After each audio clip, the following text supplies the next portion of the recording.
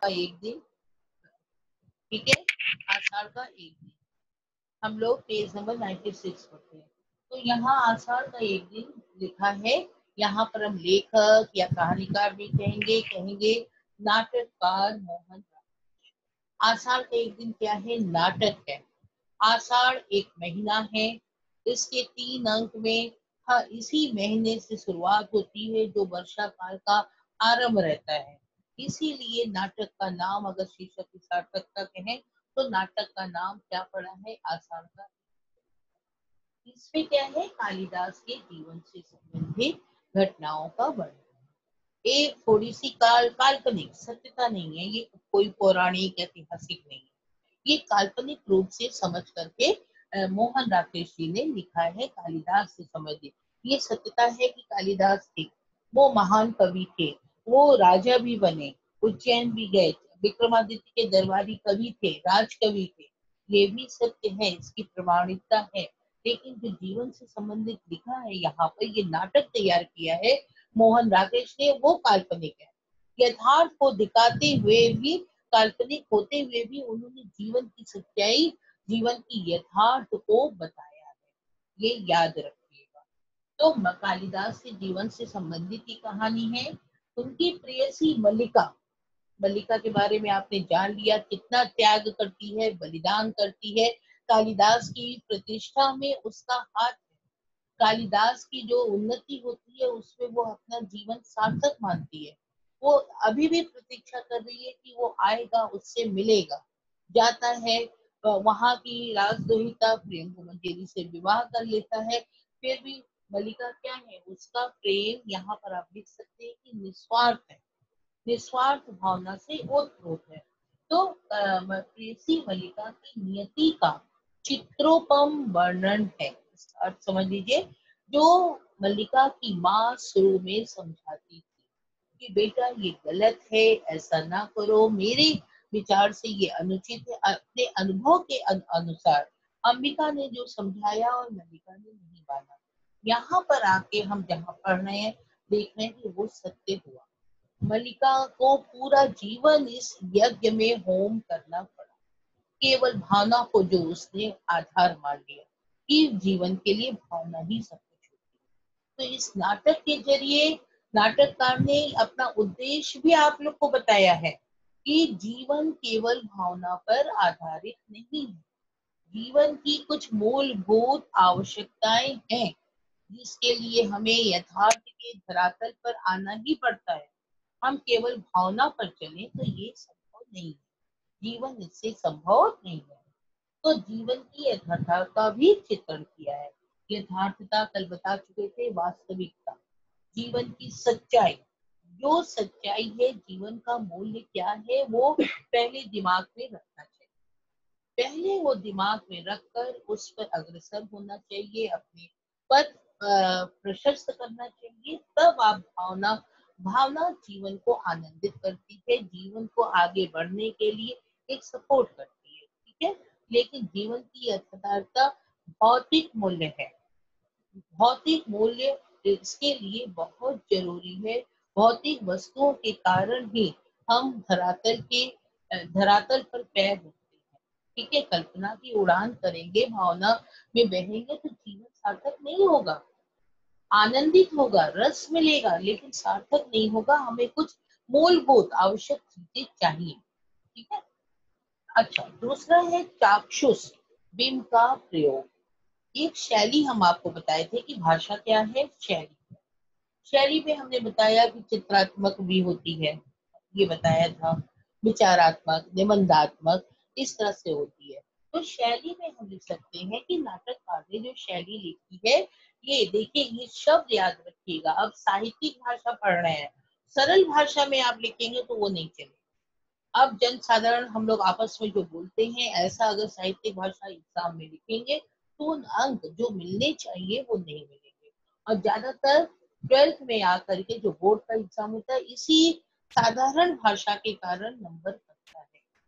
किसी एक ने निबंध लिखा, बहुत अच्छी भाषा में लिखा, सुंदर लिखा, अलंकृत करके लिखा, शब्दों को सजाते हुए साहित्यिक भाषा में लिखा, तो उसमें नंबर ज्यादा मिलता है। और उससे ज्यादा आप लिख रहे हैं, अपना अनुभव डाल रहे हैं, लेकिन जन सामान्य की भाषा में, आपसी बोल बातचाल की भाषा में लिख रहे हैं, तो उसमें अंक थोड़ा सा कट सकता है। ठीक है, तो यहाँ परीक्षक ये भी देखता है कि आपने क्या ज्ञान अर्जित किया, क्या ज्ञान आपने लिया, क्या सीखा आपने, 12th तक आपने हिंदी ली तो आपने क्या सीखा। तो यहाँ परीक्षक के अनुसार आपको जो प्रश्न है उसको पढ़ करके हर भाग का उत्तर सोच करके अपने शब्दों में लिखना है, अलंकृत करते हैं। भाषा मोहरेदार भी हो सकती है और शैली। चाक्षुष बिंब हम समझा रहे थे कि लेखक ने इस तरह लिखा है हमारे सामने, उस चित्र को, उस घटना को इस तरह लिखकर अपनी लेखनी के द्वारा प्रस्तुत किया है कि हम सोचने लगते हैं कि वास्तव में सजीव होकर ये घटना हमारे सामने आ रही है, प्रत्यक्ष रूप में हमारे सामने हो रही है। हम जो पढ़ रहे हैं वो हमें दिख रहा है कि ऐसा हो रहा है, जैसे धीमी धीमी आहट पास आती जा रही है, तो मेरे कान भी उससे सोचने लगते हैं कि धीमी आहट क्या होती है। मेघ गर्जन हो रहा है, जिस तरह से मेघ गर्जन हो रहा है हमारे मन के अंदर भी वो अंतर्द्वंद चल रहा है। तो मेघ गर्जन का संबंध अपने हृदय से, अपनी भावनाओं से भी किया गया है। तो इसको इस ढंग से समझाते हुए जो उपन्यासकार, नाटककार ने लिखा है, नाटककार ने जो चित्रित किया है अपने शब्दों को, केवल शब्द ही नहीं लिखे, वाक्य ही नहीं लिखे हैं, उन शब्दों द्वारा एक चित्रकारी तो उन्होंने बना दी है, एक चित्र बना दिया है। तो वैसा सोचकर, वैसी कल्पना कर हम जो समझते हैं उसको कहते हैं चाक्षुष बिंब। अपने आंखों के सामने जो सजीव हो गया, साकार हो गया, उसको हम कहेंगे चाक्षुष बिंब। चित्रोपम शैली भी कह सकते हैं। अब एक बात याद रखिएगा कि ये नाटक उत्तरी अमेरिका में पहली बार उत्तरी अमेरिका में प्रस्तुत की गई थी, रंगमंच पर अभिनीत की गई थी। तो ये आधुनिक भारतीय नाटक थी, जो भारतीय आधुनिक भारतीय नाटक हुई, इसमें मन की भावना को दिखाया गया, कोई ऐतिहासिक नहीं, कोई पौराणिक नहीं, जीवन की सार्थकता और वास्तविकता को दिखाया गया। तो ऐसी घटना पर आधारित जो ये नाटक था, इसको उत्तरी अमेरिका में पहली बार प्रस्तुत किया गया रंगमंच पर, और इसको लोगों ने सराहा, लाखों लाखों लोगों ने सराहा, अनेक विद्वानों ने इस पर बातें लिखी, और जो अंग्रेज वहाँ के अभिनेत्री थी, अभिनेता थे, उन लोगों ने भी कहा कि इसको रंगमंच पर अभिनीत करना वाकई बहुत दुरूह था, कठिन था। ठीक है, तो ऐसा नाटक जो देश विदेश में भी लिया गया, जिसको सराहा, ये जो है प्रशंसा के योग है। आप लोग भाग्यवान है जो इनके नाटक को पढ़ रहे हैं। तो इस प्रकार हमने आपको चाक्षुष बिंब भी समझा दिया, एक रिपीट कर दिया कि इसमें क्या है, कालिदास के जीवन से संबंधित है। प्रेयसी मल्लिका की नियति, जो वो चाहती थी कि मैं ये पढ़ूंगी, पर ये इनके साथ रहूंगी, कालिदास के साथ, अपनी माँ की बात नहीं मानती है। और नियति मतलब उसकी भाग्य क्या होता है, भाग्य का खेल क्या होता है। अपनी भावना के बल पर उसने कालिदास की प्रतिष्ठा को अपना जीवन सार्थक मानते हुए कालिदास को भेजा उज्जैन। लेकिन उसका जीवन क्या हुआ, उस प्रेम में रहकर, डूब कर, त्याग कर, उसका जीवन क्या हो गया, अंत में एक बारांगना बन गई। हाँ, जीवन उसका सार्थक उसने समझा कि दास प्रतिष्ठा प्राप्त कर रहा है, लेकिन उसका जीवन होम हो गया। तो यहाँ नियति दिखा रहे हैं कि मल्लिका की जो नियति है वो क्या हुई, वो कालिदास के साथ पनप नहीं पाई। ठीक है, तो स्क्रीन पर आपके हम जो है ये दे रहे थोड़ा उद्देश्य, उद्देश्य हमने आपको लिखवा दिया था, देख लीजिए आपने लिखा है कि नहीं, ये उद्देश्य देख लीजिए। उसके बाद हम समझाते भी चल रहे हैं कालिदास और मल्लिका के बारे में, वो भी अपने दिमाग में रख लीजिए। ठीक है, तो आपके सामने ये स्क्रीन पर उद्देश्य आ गया है।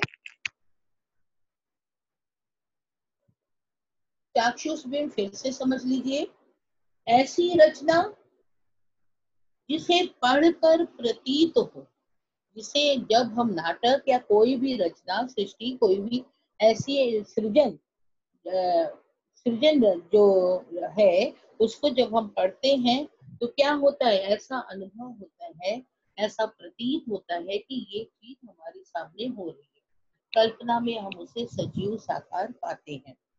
ठीक है, तो इसी को कहते हैं चित्रोपम वर्णन। जैसे हमने बताया, मेघ का गर्जन, पैरों की आहट, बिजली का चमकना, घोड़ों की टापें धीरे धीरे दूर होती जा रही हैं, ऐसा वर्णन जो बोल रहे हैं और हम कल्पना में सोच रहे हैं। तो चाक्षुष बिंब याद रखिएगा, आंखों के द्वारा आंखों के सामने प्रत्यक्ष होना। यहाँ पर ये भी समझा दे, मल्लिका आसक्ति और अनासक्ति के द्वंद्व में किस मार्ग की ओर जाती है? प्रवृत्ति मार्ग की ओर। पहले भी समझाया था, आज रिपीट कर रहे हैं जिसमें आप लोग को याद हो जाए, ये चीज ना भूलें। यहाँ दो मार्ग दिखाया गया है, प्रवृत्ति का मार्ग, निवृत्ति का मार्ग। ठीक है, प्रवृत्ति मतलब भोग विलास की ओर बढ़ना, निवृत्ति मतलब संन्यास की ओर विरक्ति होना। तो मल्लिका आसक्ति और अनासक्ति के द्वंद्व में, जो उसके मन में जो संघर्ष चलता है, अंदर अंतर द्वंद्व चलता है, उससे क्या होती है, विवश होकर के वो प्रवृत्ति के मार्ग की ओर बढ़ जाती है। ठीक है, कुछ जो आवश्यकताएं थी, भौतिक आवश्यकताएं थी, उसको पाने के लिए उसने जीवन को निराश नहीं किया, विरक्त नहीं किया, उसने संन्यास नहीं लिया। वो अपने जीवन को आगे बढ़ाने के लिए, क्योंकि उसे प्रतीक्षा थी कालिदास की। ठीक है, अंत तक वो प्रतीक्षा करती है कि मेरा प्रेम ऐसा नहीं हो सकता है, वो अनश्वर है। तो वो अभी भी प्रतीक्षा करती थी, और इस इंतजार के कारण ही वो अपने जीवन को आगे जी रही है। ठीक। कालिदास क्या हुआ, उसमें शुरू में बहुत अभाव था, लोगों से भर्त्सना भी उसे बहुत मिली, तो वो धीरे धीरे एक लोभ होता है। कालिदास देखो जाना नहीं चाहता था उज्जैन, लेकिन मल्लिका ने उसे भेजा। लेकिन वो जानता था कि मैं जाऊंगा तो कहीं सुख वैभव में मैं लिप्त ना हो जाऊं। तो प्रवृत्ति से अंत में वो क्या होता है, उस प्रवृत्ति मार्ग से विमुख हो जाता है, उदासीन हो जाता है, और क्या रास्ता अपनाता है, निवृत्ति का। निवृत्ति की ओर वह उन्मुख होता है, अर्थात संन्यास लेने की सोचता है। जीवन दर्शन को स्पष्ट किया है इस नाटक में, याद रखिएगा, कहीं नोट कर लीजिएगा कि इस नाटक में एक उद्देश्य ये है कि जीवन दर्शन क्या है, इसको भी प्रस्तुत करें कि संसार में मनुष्य का जीवन केवल भावना से नहीं चल सकता। ये बुक के हिसाब से ही उन शब्दों को लेकर बता रहे हैं कि संसार में ये जो जीवन है केवल भावना पर आधारित नहीं है, भौतिक आवश्यकता के कारण यथार्थ के धरातल पर आना ही पड़ता है। यथार्थ मतलब जीवन की जो सच्चाई है, वास्तविकता है, उसे हमें समझकर उसके अनुसार चलना ही पड़ता है। कितना भी हम उससे विमुख होना चाहें, लेकिन वो हमें अपनी ओर, ये एक जो भक्ति होती है, वो अपनी ओर खींचेगी। हम कितना भी कहें हम प्रेम करते हैं, हमें कुछ नहीं चाहिए, मेरा जीवन चल जाएगा, नहीं, ये सब झूठ है, मिथ्या है, आत्म प्रवंचना है, ये मिथ्या है। हमें उस भौतिक आवश्यकता की जो सूक्ष्म आवश्यकताएं हैं वो होनी ही है, वो होगी ही होगी। तो अतः उसके लिए हम कुछ प्रयास करेंगे। ठीक है, तो इस बात को समझाना भी नाटककार का उद्देश्य है।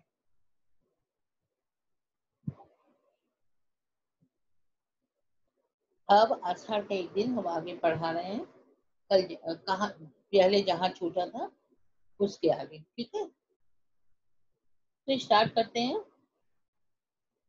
Page number 96। मल्लिका सचमुच पहचाने नहीं जाते। कालिदास जब आता है मल्लिका के घर भीगते हुए, और कहा मातुल अभी कह के निकला है कि वो संन्यास ले लिया है, काशी चला गया।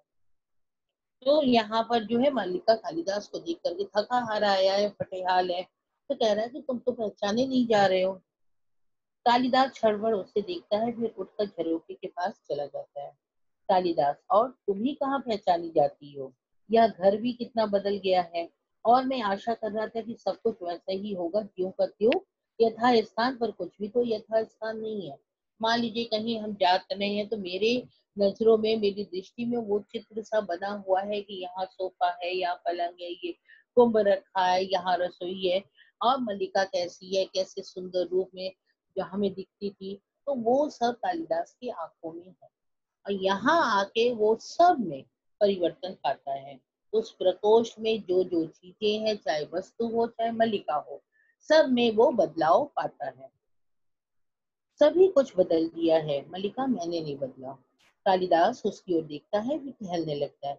जानता हूँ तुमने नहीं बदला, परंतु मल्लिका, यहाँ तुमने नहीं बदला का मतलब यहाँ पर समय के बारे में कहा जा रहा है कि समय बलवान है। समय सबसे अधिक बलवान है, वो एक सा नहीं रहता। तो ये बदला का अगर इस समय आ जाए कि आशय स्पष्ट कीजिए इन पंक्ति का, तो आप ये लिखेंगे कि समय के बारे में चर्चा हो रही है कि ये जो बदलाव आया है, जो परिवर्तन आया है, वो किस लिए आया है। ठीक है। कालिदास, जानता हूँ तुमने, मैंने नहीं सोचा था कि यह घर कभी मुझे अपरिचित भी लग सकता है। यहाँ कालिदास आके बता रहा है कि मुझे अपरिचित सा लग रहा है कि मैं किस घर में आ गया हूँ। यहाँ की प्रत्येक वस्तु का स्थान और विन्यास इतना निश्चित था। विन्यास मतलब सजावट। मतलब एक जो कुंभ भी है तो वो अपने यथा स्थान पर रहती थी। एक चूल्हा जो है वो अपने स्थान पर रहता था। कपड़े जो टंगाए जाते थे अपने स्थान पर। कुछ भी यहाँ पर वैसा नहीं है। कपड़े एकदम समेट करके सिकोड़ करके एक जगह कर दिए गए हैं। मतलब कुछ भी अच्छा नहीं है, सब तितर बितर हो चुका है। परंतु आज सब कुछ अपरिचित सा लग रहा है। लग रहा है मैं किसी दूसरे घर में आ गया हूँ। और उसकी आंखों में देखता है, किसकी? मल्लिका के। और तुम भी अपरिचित लग रही हो, इसलिए कहता हूँ संभव है दृश्य उतना नहीं बदला जितनी मेरी दृष्टि बदल गई। यहाँ कालिदास कह रहा है कि लगता है मेरी ही दृष्टि बदल गई। यहाँ दृष्टि का मतलब मेरे विचार, मेरी सोच। दृष्टि का मतलब यहाँ नजर नहीं है। ठीक है। आंखें नहीं है। यहाँ का मतलब है मेरे विचार बदल गए, क्योंकि मैं राजमहल से आ रहा हूँ, उज्जैन से आ रहा हूँ, एक शासक का वो सुख वैभव में भोग कर आ रहा हूँ। तो हो सकता है ये सब चीजें मुझे अच्छी नहीं लग रही हैं, उतनी सुंदर नहीं प्रतीत हो रही हैं। मल्लिका, थके हो? बैठ जाओ। आंखों से लगता है तुम अभी भी स्वस्थ नहीं हो। मल्लिका उसे कहती है कि यहाँ कुछ बोले ना, थका हारा आया है, पैदल चल रहा है तो बैठ जाए, आराम कर ले। कालिदास, बहुत दिन इधर उधर भटकने के बाद यहाँ आया हूँ। कश्मीर जाते हुए जिस कारण से नहीं आया था, आज उसी कारण आया हूँ। क्यों? तो बीच में आया था, आप लोग को याद होगा अंक 2 में वो आया था इस ग्राम में। और क्या हुआ था? प्रियंगु मंजरी आई थी मल्लिका के पास, घर बनाने के लिए कही थी, उसे अपने साथ चलने के लिए कही थी। और माँ ने, अंबिका ने कहा था कि ये कालिदास अपने प्रेम की कीमत दे रहा है कि तुम्हारा घर बनवा दो, तुम्हारी विवाह करवा दो। ये प्रियंगु मंजरी नहीं आई है, इसे भेजा गया है। यहाँ अंबिका ने कहा था। और कालिदास यहाँ बता रहा है वो मिलने नहीं आया था उस समय, इससे मल्लिका से मिलने नहीं आया था। वो अपनी पत्नी के साथ आया, ग्राम में घूमा और वापस लौट गया। जो कि प्रतीक्षा कर रही थी मल्लिका, ये अवश्य आएगा, उसे विश्वास था। उस विश्वास का पर जब तुषारापात हुआ तब मल्लिका ने विलोम के साथ रहने का सोचा था, क्योंकि कुछ आवश्यकताएं थी। तब यहाँ कालिदास कह रहा है कि उस समय मैं इसलिए नहीं आया था कि मुझे डर था कि कुछ चीजें मुझे बांध ना ले, मेरे पैरों को जकड़ ना ले और मैं यहाँ रुक ना जाऊं। ये डर से मैं नहीं आया था। लेकिन आज वही चीजें मुझे खींच लाई हैं। मैं सबसे विरक्त हो गया हूँ, मुझे राजपाट कुछ नहीं अच्छा लग रहा है। अर्थ समझ रहे हैं? आशय समझिए। ये नहीं कि आशय स्पष्ट करने आया तो 2-3 लाइन में लिख दिया। समझा करके कि क्या होना चाहिए, ये आपको समझा करके लिखना है। मल्लिका, आर्य मातुल से आज ही पता चला कि तुमने कश्मीर छोड़ दिया। कालिदास कश्मीर का शासक था। वहां पर इसका नाम कालिदास नहीं था, इसका नाम था मातृगुप्त।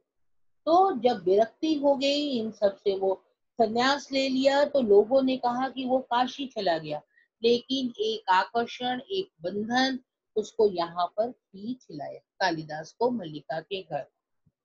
कालिदास, हाँ, क्योंकि सत्ता और प्रभुता का मोह छूट गया। आज मैं उन सब से मुक्त हूँ। मुक्त मतलब स्वतंत्र।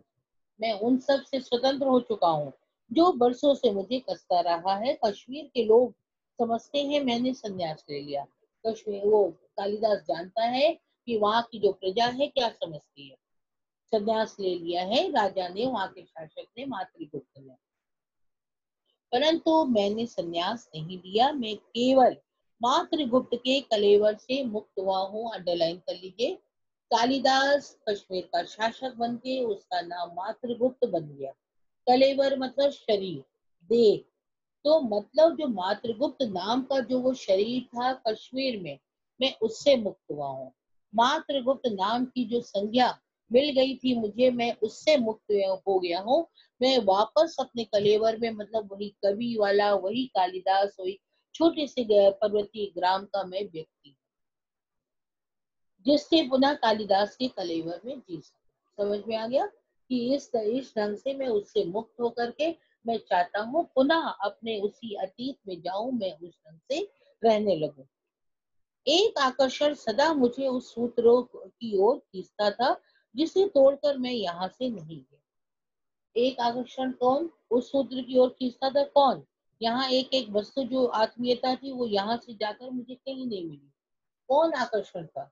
यहाँ के हरे शावर, पर्वत शिखर, यहाँ की प्रकृति, वो बारिश का समय, ठीक है, यहाँ की स्वच्छ हवा, शीतल हवा, और मल्लिका, ठीक है। तो ये जो आकर्षण था ये कभी नहीं भूल पाया, ठीक है। और ये जाकर मैं उज्जैन जाकर भी, कश्मीर जाकर भी, सारे सुख वैभव पाकर भी मैं भूल नहीं पाया वो आत्मीयता, मुझे नहीं मिली वो अपनापन। हाँ, वैसा सुख मुझे नहीं मिला। मुझे यहाँ की एक एक वस्तु के रूप में आकार का स्मरण है, मतलब जैसा मैंने छोड़ के गया था मुझे अभी भी याद है कि कौन चीज कैसी थी। ये मुझे अभी तक याद है इतने वर्षों के बाद। फिर प्रकोष्ठ में आसपास देखता है, अपनी नजर दौड़ाता है चारों ओर। कुंभ, बाघ छाल, कुशा, दीपक, गेरू की आकृतियां और तुम्हारी आंखें, मतलब क्या क्या उसे याद है वो बता रहा है। कुंभ मतलब ये सब तो आपको आता ही है, इसका अर्थ घड़े जैसे। बाघ छाल जो आसन पर बिछा कर बैठते हैं। गेरू की आकृतियां दीवारों पर खड़िया से उस समय जो पीले रंग की होती है उससे सजाते थे, स्वास्तिक आदि का चिन्ह बनाते थे, तो वही गेरू की आकृतियां। और तुम्हारी आंखें, हिरण जैसी आंखें कहा करता था, उन पर कविताएं लिखा करता था। तो वो आंखें अभी तक कालिदास को याद है। जाने के दिन तुम्हारी आंखों का जो रूप देखा था आज तक मेरी स्मृति में अंकित है। जाते समय आप लोग को याद है मल्लिका का किस ढंग से चित्रण किया गया था?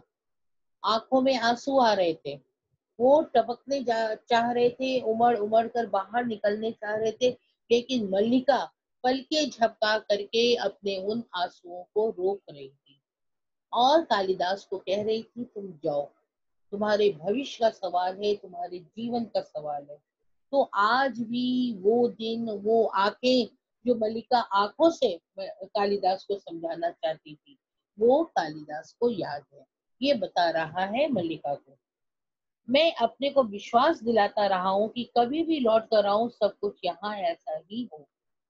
मतलब वो रहा, जहां भी रहा, सुख वैभव वैभव में शासक बनकर जैसे भी रहा, हमेशा उसके मन में विश्वास था कि मैं जो चीज जैसा छोड़कर आया हूँ मैं पुनः वहां जाऊंगा और मुझे वैसा ही मिलेगा, ये विश्वास था। कोई द्वार खटखटाता है, मल्लिका अवस्थित होकर उस ओर देखती है, मतलब गड़बड़ा जाती है, उलझन में आ जाती है, वो जानती है कि इस समय विलोम आया है। कालिदास द्वार की ओर जाना चाहता है, वह उसे रोक देती है कि दरवाजा न खोलो। मल्लिका, द्वार बंद रहने दो, तुम जो बातें कर रहे हो करते रहो। यह मल्लिका चाहती नहीं है कि विलोम आए, तो वो कह रही है कि बंद रहने दो, तुम बताओ तुम क्या कह रहे हो। कालिदास, देख तो लो कौन आया है, क्या वर्षा का दिन है, कोई भी हो सकता है, तुम बातें करते रहो, वो चला जाएगा। और मल्लिका को वो डर है कि विलोम किस तरह का व्यक्ति है, एक खलनायक के रूप में ये नाटककार ने हमारे सामने रखा है। तो मल्लिका डर रही है कि वो खलनायक फिर आकर के हम दोनों में दूरी न पैदा कर दे, तो इसलिए डर रही है, वो नहीं चाहती कि विलोम अंदर आए। बाहर से आगंतुक नशे के स्वर में झल्लाता हुआ लौट जाता है, इस समय द्वार बंद है, हर समय द्वार बंद। मतलब वो नशे में है, पिया हुआ है, और झल्लाता रहता है कि दरवाजा बंद है, जब आओ यहाँ दरवाजा बंद रहता है। कौन था ये? कहा, कहा है ना, कोई भी हो सकता है, वर्षा में जिस किसी को आश्रय की आवश्यकता पड़ सकती है। मतलब बारिश से बचने के लिए कोई भी आ सकता है, तो ये कोई भी होगा। कालिदास, परंतु मुझे इसका स्वर बहुत विचित्र सा लगा। समझी क्या अनोखापन लगा? ये आप लोग समझिए क्यों। क्योंकि वो भी विलोम को जानता है, उससे बहस हो चुकी थी, वो उसकी आवाज को भी पहचानता था।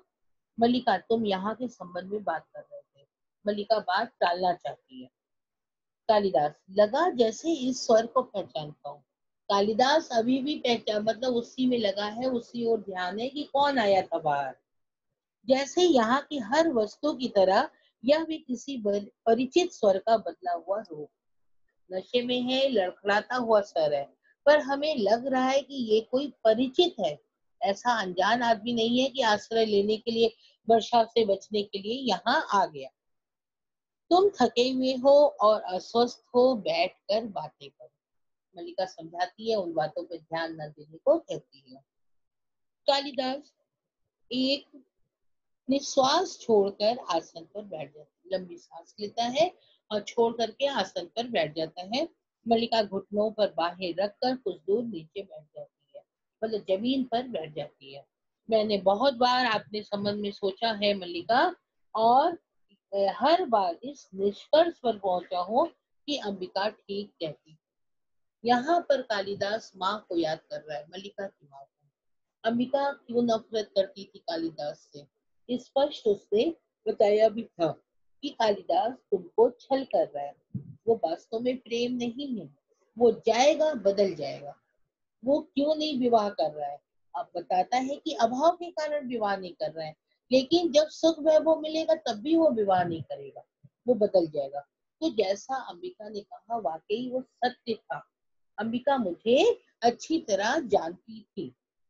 बाहें पीछे की ओर फैल जाती है, आंखें छत की ओर उड़ जाती है। फिर यहाँ से क्यों नहीं जाना चाहता था? अब बता रहा है कालिदास। एक कारण यह भी था कि मुझे अपने पर विश्वास नहीं था, बहुत बड़ा रीजन। कालिदास ने देखा कि कितनी गरीबी की जिंदगी हमने जी है, लोगों ने किस तरह की बातें की है, कितनी भरदस्ता की है। तो कालिदास के मन में कहीं क्षोभ होता था। एक लालच भी लोगों के मन में रहता है कि जब जिस स्थिति में है वो स्तर अगर ऊंचा हो जाता है तो उसकी ओर बंधता है, वो चाहता है और ऊंचा उठते जाए। मैं नहीं जानता था कि अभाव और भटकता का जीवन करने के बाद भी प्रतिष्ठा और सम्मान के वातावरण में जाकर मैं कैसा अनुभव करूंगा। मतलब ये लाइन अंडरलाइन कर लीजिए, इसका आशय है कि भटकस्ता मतलब गांव के लोग जो उसकी निंदा करते थे, आवारा है, कोई काम नहीं करता, कोई काज नहीं करता, जाने क्या कागज जो है काला करता रहता है, इस तरह के गांव में इससे कोई इज्जत नहीं मिली, कोई सम्मान नहीं मिला। तो वही कालिदास कह रहा है कि वो जो मुझे सम्मान नहीं मिला, लोगों से जो उपेक्षा मिली, जिस तरह की मैं बातें सुनता था, और अभाव मतलब जिस तरह की गरीबी थी, धन का अभाव था, सामान का अभाव था, तो इस कारण मुझे अपने ऊपर विश्वास नहीं था। अच्छी चीजें पाकर, पैसे पाकर, नाम पाकर, इज्जत पाकर मैं कहीं बदल भी सकता था। मन में कहीं आशंका थी कि वह वातावरण मुझे छा लेगा। छा लेगा मतलब वो वातावरण की ओर मैं आकर्षित हो जाऊंगा और मेरे जीवन की दिशा बदल देगा। यह आशंका निरंतर नहीं थी। यह कालिदास बता रहा है कि जो आशंका थी, जो मैं सोचता था कि मैं कहीं बदल ना जाऊं इसलिए मैं उज्जैन नहीं जा रहा, आखिर वो निराधार नहीं थी, मतलब जिसका कोई आधार नहीं था, वो वास्तव में थी। वो वास्तव में थी, वो मैंने जान लिया था, मैंने समझ लिया था। आंखें मल्लिका की ओर तुम्हें बहुत आश्चर्य हुआ था कि मैं कश्मीर का शासन संभालने जा रहा हूँ। तुम यह बहुत स्वाभाविक लगा होगा, परंतु मुझे इनमें कुछ भी अस्वाभाविक प्रतीत नहीं होता। कोई आदमी अगर गरीबी की स्थिति से उस स्तर से ऊंचा उठे तो बदल जाना स्वाभाविक है। ये स्वाभाविक है, ये स्वभाव से ही कुछ ना कुछ अंतर आ जाता है। यहाँ कालिदास उस सत्यता को बता रहा है। अभावपूर्ण जीवन की वह एक स्वाभाविक प्रतिक्रिया थी। अभावपूर्ण जीवन जो हमने जिया था, जिस प्रकार से लोगों की प्रताड़ना सुनते सुनते एक बेशर्म होकर मैं जी रहा था, वो स्वाभाविक थी कि जब मुझे सम्मान वगैरह मिला, जो मुझे अच्छा लगने लगा, तो मुझमें बदलाव आए। संभवतः उसमें कहीं उन सब से प्रतिशोध लेने की भावना थी। यहाँ इस आशय में कहा है कि उन लोगों को मैं दिखाना चाहता था कि देखो आज मैं क्या हूँ। प्रतिशोध मतलब बदला, बदला लेने की भावना थी। जिन्होंने जब तब मेरी भर्त्सना की, मेरा उपहास उड़ाया। मतलब लोगों ने, उन लोगों से प्रतिशोध की भावना थी जिन्होंने मेरा उपहास मतलब मजाक उड़ाया, मेरी हंसी करते थे, पीठ पीछे मेरे अनर्गल बातें करते थे। होठ काट कर उठ पड़ता है और झरोखे के पास चला जाता है। मतलब यहाँ दिखा रहे थोड़ा क्रोध आ जाता है। परंतु मैं यह भी जानता था कि मैं सुखी नहीं हो सकता। मैंने बार बार विश्वास दिलाना चाहा कि कभी उस वातावरण में नहीं, मुझ में है। ये जो है बता रहा है कि मैं जानता था यहाँ पर रहते हुए भी कि मैं वहां जाऊंगा, बदल जाऊंगा, और वहां रहकर भी जब मैं सुख सुख मुझे मिलने लगे, तो मैं तब भी अपने को विश्वास दिलाता था कि मैं वो कालिदास नहीं हूँ। ठीक है, विश्वास दिलाना चाहता था कभी उस वातावरण में नहीं, मुझ में है। कमी किसमें है? वो वातावरण ने मुझे बदल दिया। हम वातावरण को दोष नहीं देंगे। वो कमी किसमें है? मुझ में है कि मैं बदल गया। वो वातावरण मुझे मिल गया और मैं बदल गया, तो वो कमी, वो दोष मुझ में है। मैं वातावरण को किसी और को दोष नहीं दूंगा। मैं अपने को बदल लूं तो सुखी हो सकता हूँ, परंतु ऐसा नहीं हुआ। सुखी कालिदास मन से नहीं था। सब चीजें, भौतिक वस्तुएं, सुख, ऐशो आराम उसे मिल रहा था, लेकिन मन से वो दुखी था, उसे कुछ कचोटता रहता था। अधिकार मिला, सम्मान बहुत मिला, जो कुछ मैंने लिखा उसकी प्रतिलिपियां देश भर में पहुंच गई, परंतु मैं सुखी नहीं हुआ। बता रहा है कि मैंने बहुत कुछ किया, बहुत कुछ लिखा, अनेक ग्रंथ रच डाले, प्रतिलिपियां लाखों में बट गई, लोग पढ़ने लगे, मुझे प्रसिद्धि मिल गई, प्रतिष्ठा मिल गई, जो तुम चाहती थी मुझे सब मिला, लेकिन मैं सुखी नहीं हुआ। अंदर ही अंदर कहीं घुलता रहता था, एक सूनापन, एक रिक्तता थी। किसी और के लिए वह वातावरण और जीवन स्वाभाविक हो सकता था, मेरे लिए नहीं। कोई और व्यक्ति होता तो वो उसमें रम जाता, वो उसी में लग जाता और कुछ बनने की सोचता। राजनीति में आता तो राजनीति को भी, शासन को अच्छे ढंग से चलाने की सोचता। लेकिन मैं उन व्यक्तियों में नहीं था, मेरा मन उन सब में नहीं लगा।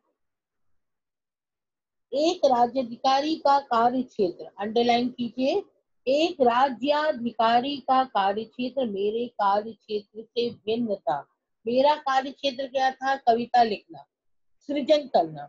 और जो राजा बन जाता है उसका काम है शासन करना। दोनों अलग चीज है।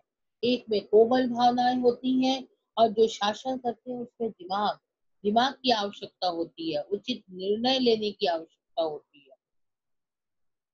मुझे बार बार अनुभव होता है कि मैंने प्रभुत्ता और सुविधा का मोह में पड़कर उस क्षेत्र में अनधिकार प्रवेश किया है, और जिस विशाल में मुझे रहना चाहिए था उससे दूर हट गया। अर्थ समझ लो, आशय अच्छी तरह समझ लो। अगर कहा जाए कि आप आशय लिखिए तो उतने अच्छी तरह से नहीं लिख पाएंगे। तो यहाँ सुन लो, मैंने बार बार अनुभव किया, कालिदास अपना अनुभव बता रहा है। मैंने प्रभुत्ता मतलब जो उसने राजा बना, जो शासन संभाला, और सुविधा का मोह, जो उसे सुख सुविधाएं मिलने लगी, पढ़कर उस क्षेत्र में अनधिकार प्रवेश कर दिया। उस क्षेत्र मतलब राजनीति में, राजनीति में ना चाहते हुए भी मैंने प्रवेश किया, एक राजा बन गया, और जिस विशाल में मुझे रहना चाहिए उससे दूर हट गया। यहाँ विशाल क्या है? विशाल का किससे मतलब है? हम पूछ सकते हैं, चलिए बताइए। रेस है, कहा गया है, जो उसके अंदर से शक्ति फूटती थी और वो कलम बंद करता था, लेखनी चलती थी, मतलब सृजनात्मक शक्ति, कविता लिखना। ठीक है, तो कविता लिखना जो विशाल क्षेत्र है, एक साम्राज्य से भी बड़ी। कहते जहां ना पहुंचे रवि, वहां पहुंचे कवि। रवि मतलब सूरज की रोशनी अगर किनारे पर अंधेरे को पूरी तरह दूर नहीं कर पाती है, कवि की दृष्टि वहां तक पहुंच जाती है। तो उसका क्षेत्र क्या बताया, विस्तृत होता है, विशाल होता है, एक कवि का क्षेत्र। तो उस विशाल से मैं, जो मुझे बड़ा साम्राज्य मिला था कविता रचने का साम्राज्य, उससे मैं दूर हट गया और भौतिक सुख सुविधाओं में लिप्त होकर मैं शासन में अनधिकार प्रवेश कर गया। नहीं मुझे प्रवेश करना था, मैं लेकिन मैंने भटक करके अपने मार्ग भटक करके मैंने वो राज सिंहासन लिया। सबको समझ में आ गया होगा। जब भी मेरी आंखें दूर तक फैली क्षितिज रेखा पर पड़ती, तभी यह अनुभूति मुझे छालती कि मैं उस विशाल से दूर हट आया हूँ। मतलब दूर दूर तक जब देखो तो क्षितिज क्या होता है, जहाँ आकाश और पृथ्वी मिलते हुए दिखते हैं, तो उसको कहते हैं क्षितिज। तो दूर दूर तक मैं जब देखता था, तो मेरी दृष्टि इतनी हो गई थी, मैं विकसित हो गया था, मैंने विकास का रास्ता अपना लिया था, मैं उन्नति कर रहा था, प्रगति कर रहा था, बहुत कुछ अब मेरे पास था। तो मैं जब दूर दूर तक देखने में सक्षम हुआ, तो ये समझने में भी सक्षम हुआ कि मैं बहुत दूर, उस कवि कालिदास से बहुत दूर आ गया हूँ, कहीं उसे पीछे छोड़ आया हूँ। मैं अब दूसरा कालिदास हूँ। ठीक है, समझ लिया? लिख भी लीजिए, जहां समझ में ना आए लिख भी लीजिए। जब भी मेरी आंखें, हाँ ये हो गया, मैं उस विशाल से दूर हट आया हूँ। मैं अपने को आश्वासन देता कि आज नहीं तो कल मैं परिस्थितियों पर बश लूंगा और समान रूप से दोनों क्षेत्रों में अपने को बांट दूंगा। तब कालिदास अपने को विश्वास दिलाता था कि कभी ऐसा समय आएगा कि मैं दोनों क्षेत्र में कार्य कर सकूंगा, शासन भी संभालूंगा और कविताएं भी लिखूंगा, ग्रंथ भी लिखूंगा। ऐसा समय आएगा।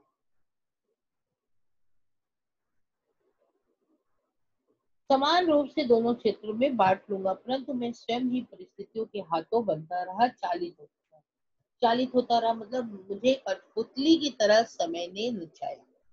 समय ने जैसा चाहा कठपुतली बनाकर मुझसे वैसा करवाया। जिस कल की मुझे प्रतीक्षा थी वह कल कभी नहीं आई। किस कल की? कि मैं दोनों में समान रूप से एक व्यवहार करूं, मैं कविता भी करूं, मैं शासन भी संभालूं। वह कल कभी नहीं आया और मैं धीरे धीरे खंडित होता गया, धीरे धीरे खंडित होता गया, मैं टूटता गया, मैं संभाल नहीं पा रहा हूँ शासन भी और वो कविता का क्षेत्र भी। मैं दोनों को एक साथ संभाल नहीं पा रहा हूँ, तो मैं टूटता जा रहा हूँ। और एक दिन मैंने पाया मैं सर्वथा टूट गया। मैं वह व्यक्ति नहीं हूँ जिसका उस विचार के साथ कुछ भी संबंध था। मतलब मैं ऐसा व्यक्ति नहीं हूँ अब कि विशाल, मतलब ऐसी कविताओं का लिखने वाला कालिदास, वैसा कुछ संबंध था, कुछ रिश्ता था। ठीक है, तो यहाँ हम खत्म करके थोड़ा हम क्वेश्चन पूछना चाहते हैं।